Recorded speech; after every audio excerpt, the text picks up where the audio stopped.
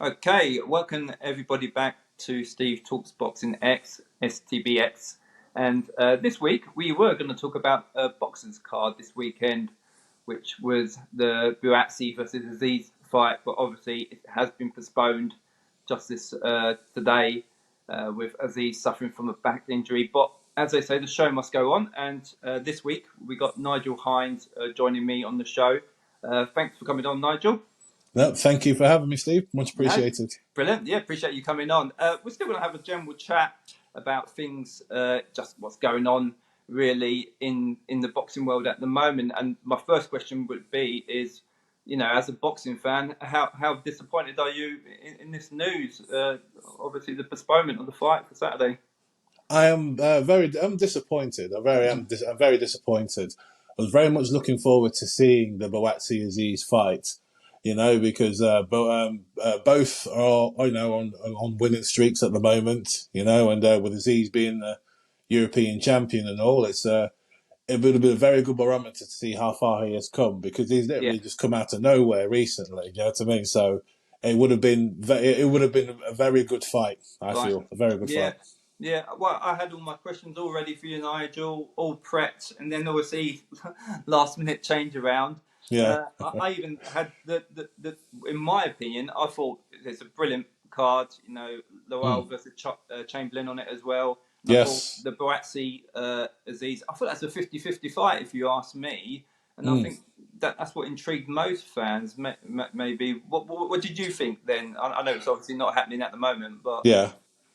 Well, Steve, I've been going back and forth about this since the fight was announced. Mm. I had an inkling this was going to be the case somewhere down the line when Buatsi signed with Boxer after he left Matchroom. Yeah. Yeah. So it was like, yeah. So I was like, I was thinking, I've been watching the fight, watching the most recent fights as well. Because obviously Azeez fought in France where he won the European Mm. title, and Buatsi fought in Liverpool. And I have to admit that I feel that Azeez looked better Yeah. with regards to his performance. Yes, Yeah. yeah, just like yeah, and I feel that I was leaning more towards Azeez. I Yeah. feel, yeah, I was leaning more Azeez because. I mean, when the fights like this, I consider everything. I look at the coaches because I know that Mm. Buatsi is with Virgil Hunter, Yeah. and Azeez is with Buddy McGirt. Hmm. And I feel that Buddy would have had a very positive influence on Azeez and Yeah. come up with a very effective game plan to deal with Buatsi. Yeah. Yeah. Yeah. That's fair enough. And Bratsi's not been fighting that, regularly, has he really? So and I know Aziz is probably maybe on form, I would say, really. So Yeah. judging the way the thing's going, but yeah, it's a shame. Obviously, as boxing fans, I think we know now these things happen, don't they? You get Yes. injuries last minute. You look forward to a fight so much, and then literally fight week, Mm. it's cancelled, it's postponed. So Yeah. it's just one of those things, isn't it? As a fan, it's annoying, but Yes. I guess it's something we have to put up with being a boxing fan, really. So Indeed. Yes. yeah, Yeah. It's like lost count how many times these kind of things happen. But like you say, it mm, is the nature of the beast. It's the yeah. way it is. Yeah. Yeah, so with that fight not happening now, you're going to tune into the Matchroom card on Saturday with Cattle against Linares. Very much so. Yeah, Very much there you go. so. Join the Yeah. club. Me too. Yeah. Me too. Because I was gonna devote 100% to this Buatsi Azeez fight because I Mm. love the fight. I thought I'm not gonna try and multitask and watch two screens at once. I'm Mm. just gonna kick back, enjoy, the boxer card, catch up with the DAZN in the morning. But that's out the window now. Yeah. On the DAZN. Yeah. But I'm very much going to be tuning into that one because Mm. it'll be good to see how Catterall can deal with Linares, who we will have to be honest, he's now very much past his best. Yeah, But I think he's 38 now or something like that. So he's had some yeah. good fights and some upset some obviously British opponents as well. So, Mm-hmm. but yeah, I think you're right. I think Catterall should deal with this, all right. A 38-year-old Linares, I think is coming to the end of his career there. So, but at least we got that fight to look forward Yeah. to. I was going Yeah. to say, how do you think in general that boxer are doing as a promoter, or Ben Shalom as a promoter at the moment with Sky?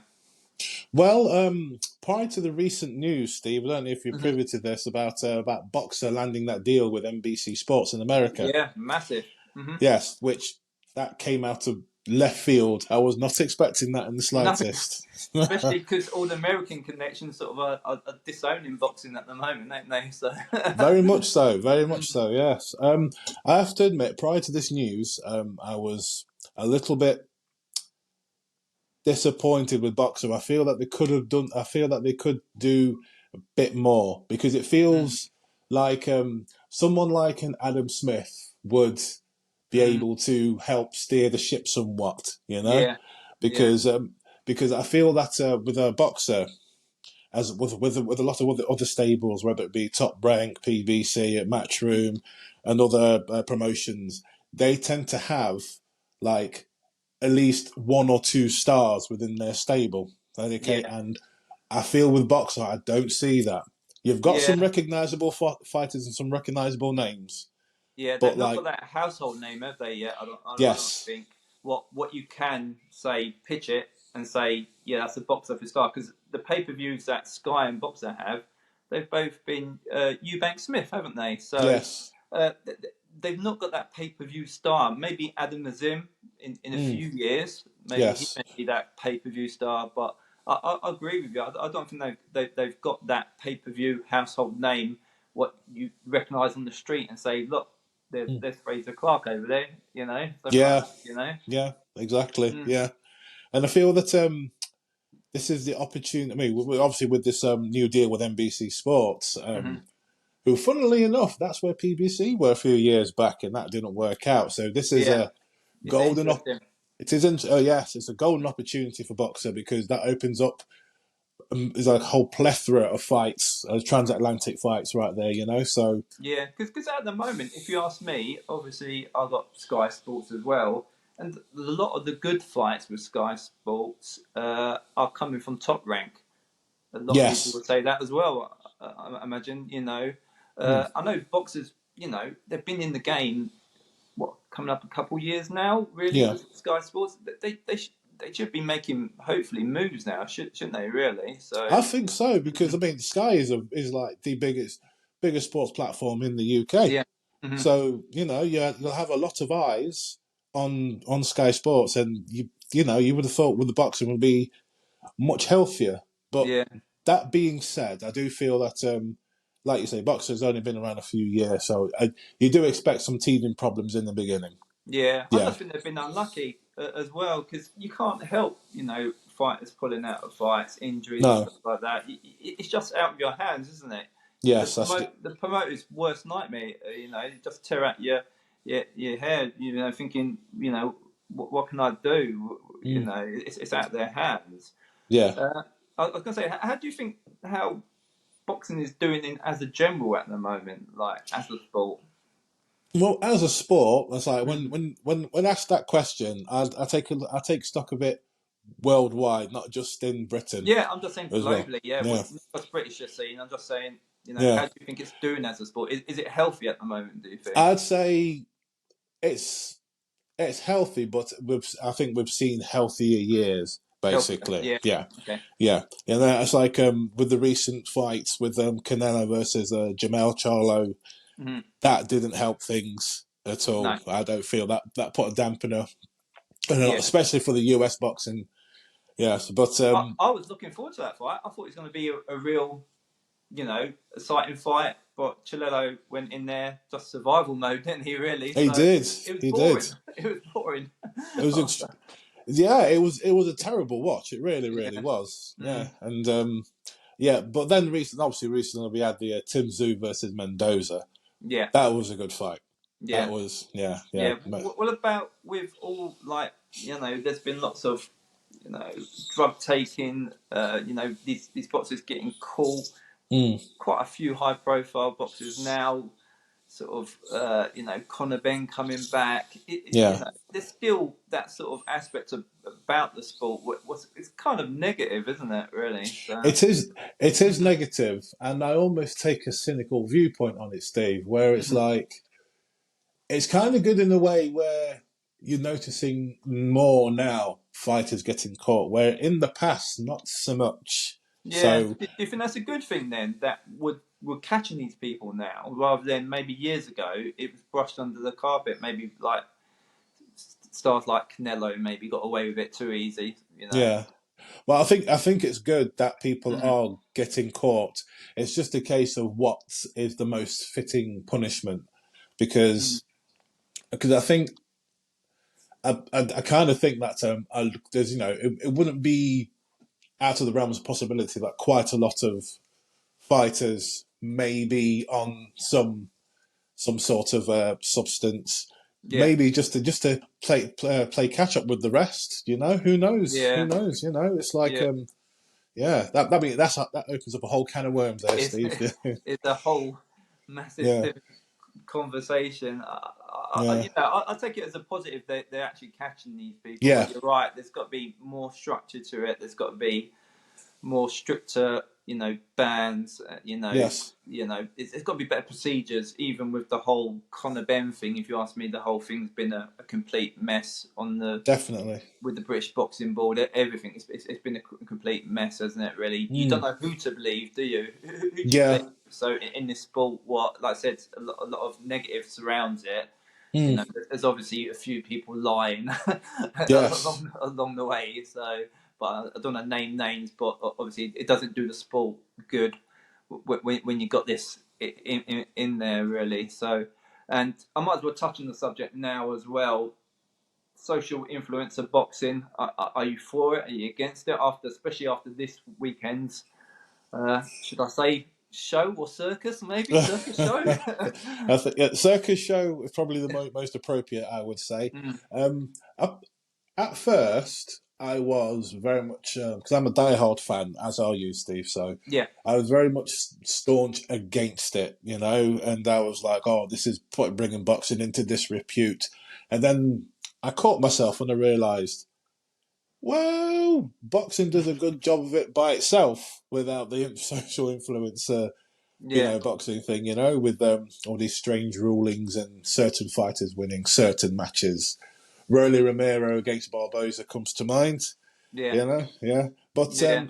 I've got nothing that I really don't have anything against it because it's it's a bit of fun and it's entertainment, and I think the people watching it realise that Yeah. if they want to watch a boxing match, a professional There boxing is. match, Yeah. yeah, they'll watch a professional boxing match. Yeah. If they want to see two YouTubers, having a go at each other, actually lace them up and step in the ring and throw some punches.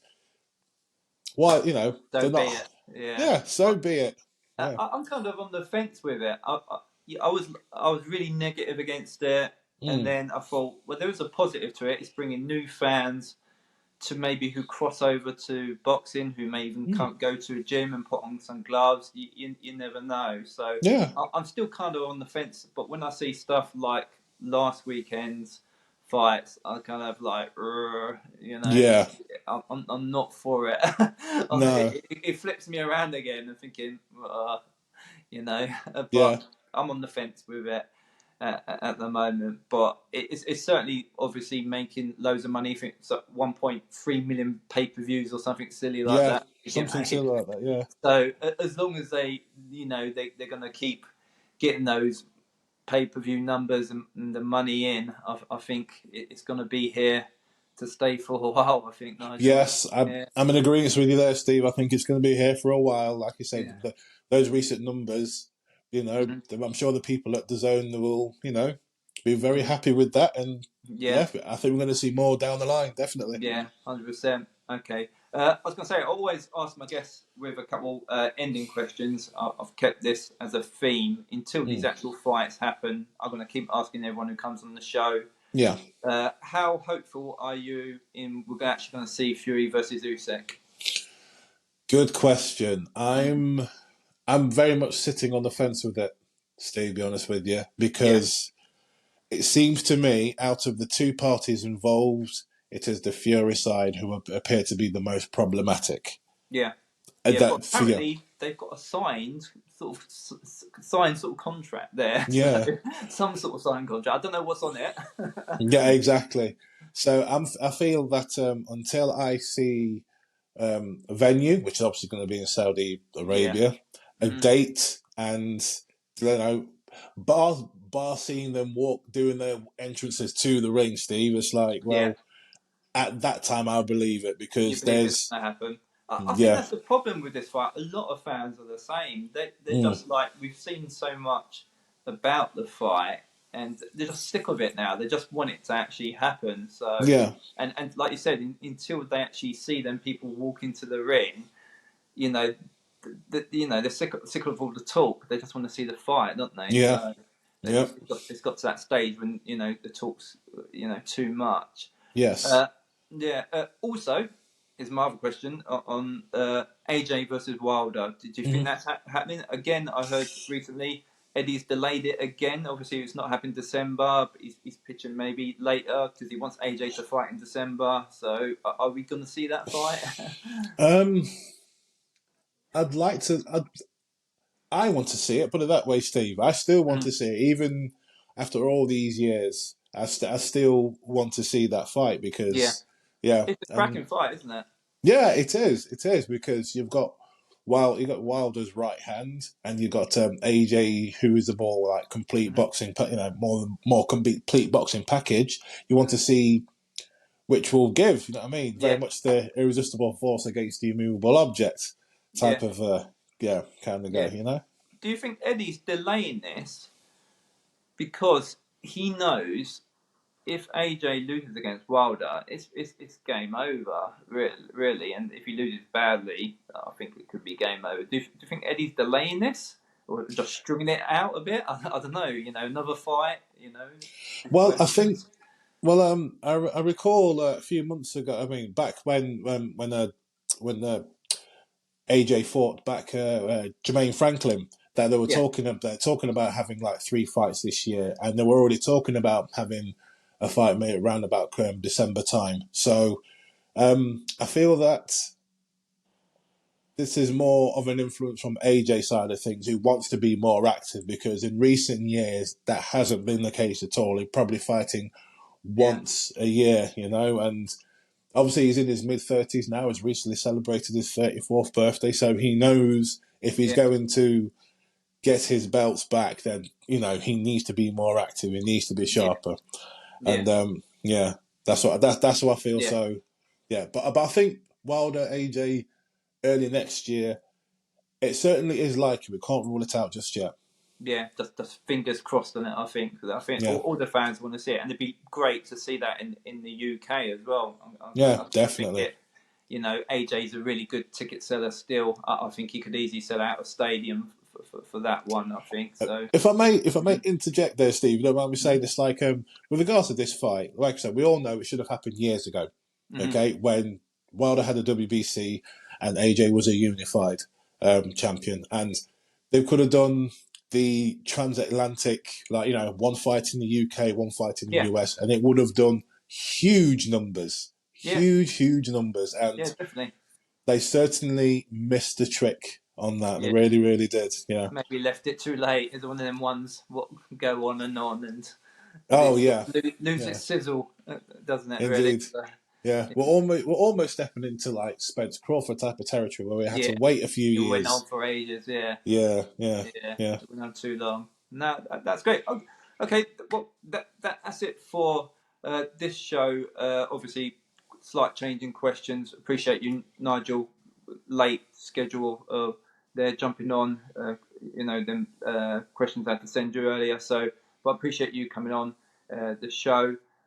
Again, please support the channel you best can. I like to talk to all the fans and grow this channel, talking to the fans here.